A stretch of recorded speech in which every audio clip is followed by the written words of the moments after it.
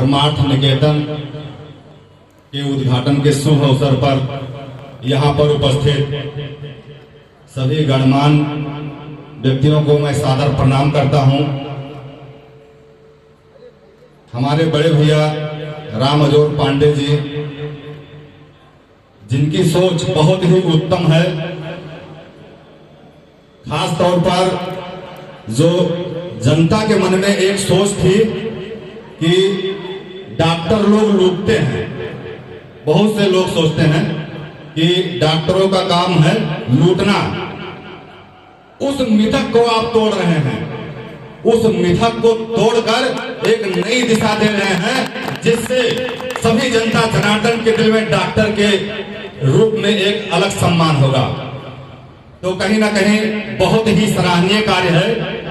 सबसे बड़ी बात यह है कि आपकी सोच बहुत ही उच्च कोटि की है। और एक पंक्ति है कि सोच ही इंसान को इंसान बना देती है। सोच ही इंसान को इंसान बना देती है, और सोच ही इंसान को हैवान बना देती है, और सोच ही तय करती है हमारी मंजिल, और सोच ही इंसान को भगवान बना देती है। कहीं ना कहीं बड़े भैया की जो सोच थी, गरीब जो दबे कुचले लोग हैं, जो कमजोर लोग हैं, कहीं ना कहीं उनके पास पैसे का अभाव है। अगर उनके परिवार में या उनको कोई पीड़ा हो रही है तो वो भी वंचित ना हो सके और उनका भी इलाज जो है सही ढंग से किया जा सके। इसीलिए राज धर्मार्थ निकेतन का शुभारंभ कर रहे हैं आप लोग। हम सबके बीच में हमारे बड़े भैया सीपी सिंह कर्नल साहब, बहुत ही पुराना संबंध है आपसे। और मैं आपसे सबसे ज्यादा प्रभावित तब हुआ जब कोरोना काल में आप देखे होंगे कि जिस व्यक्ति के यहाँ अगर डेथ हो जाती थी तो वो अपने परिवार की बॉडी, अपने पिता की बॉडी को हाथ नहीं लगाता था। कर्नल साहब एक मिशन चलाए और जो भी कोरोना काल में डेथ हुई बॉडी को आप अंतिम संस्कार कराए और पूर्ण रूप से उसका क्रियाक्रम किए। ये बहुत ही अद्वितीय कार्य है हम सबके लिए। लोग सोचते हैं कि हमारे पास करोड़ों रुपया होगा, अरबों रुपया होगा, तब हम कोई समाज सेवा करेंगे या किसी को मदद देंगे। यहाँ पर बैठे बहुत से ऐसे महान विभूति हैं जो इस मिथक को तोड़ दिए हैं। जब जागो तब पे सवेरा।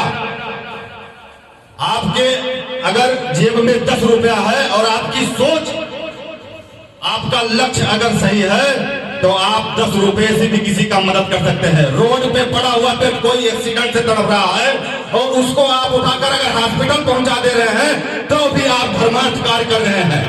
करोड़ों रुपए की कोई जरूरत नहीं है।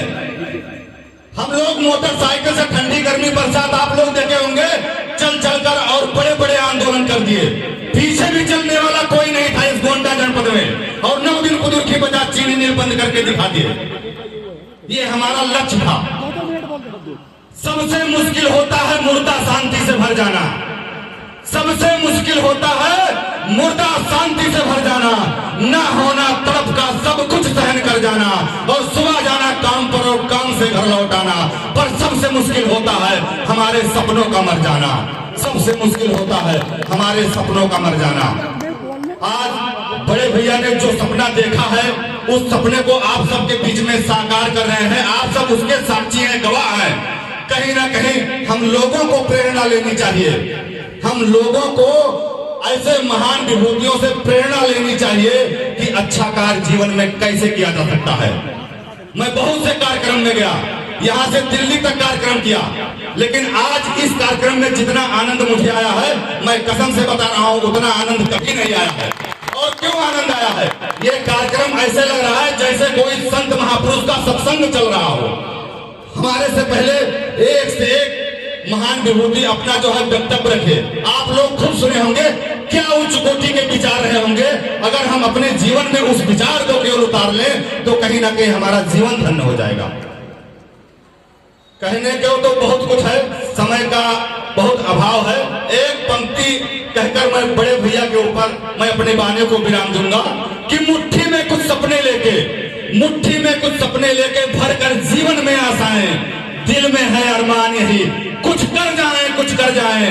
सूरज सा तेज नहीं मुझ में, दीपक सा जलता देखोगे अपनी हद रोशन करने से, तुम मुझको कब तक रोकोगे, तुम मुझको कब तक रोकोगे। बहुत बहुत धन्यवाद, सादर प्रणाम आप सभी को। अरे भाई राजेश वर्मा कहीं भी हो हमारे पास आ जाए।